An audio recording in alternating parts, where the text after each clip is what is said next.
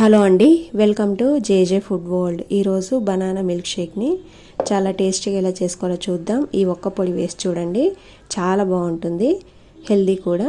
ఇప్పుడు దీన్ని ఎలా తయారు చేసుకోవాలో చూద్దాం. ముందుగా దీనికోసం పెద్దది మిక్సీ జార్ తీసుకోవాలి. ఇందులోకి 2 పండిన అరటిపండ్లని కట్ చేసి వేసుకోవాలి.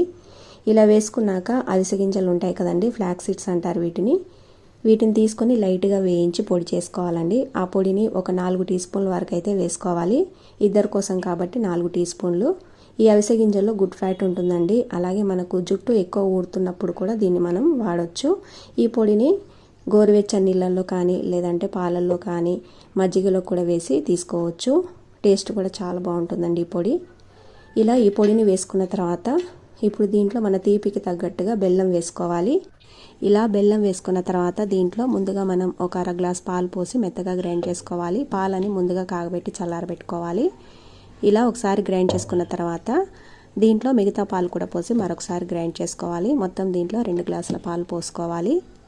ఈ విధంగా గ్రైండ్ చేసుకున్నాక దీన్ని గ్లాసులోకి అయితే సర్వ్ చేసుకోవాలండి. ఇలా గ్లాసులోకి పోసిన తర్వాత మనకు నచ్చిన డ్రై ఫ్రూట్స్ తీసుకొని వాటిని కొంచెం కచ్చపచ్చగా దంచి వేసుకోవాలండి. అంతేనండి, టేస్ట్ అయితే చాలా బాగుంటుందండి. ఒకసారి తప్పకుండా మీరు ట్రై చేయండి.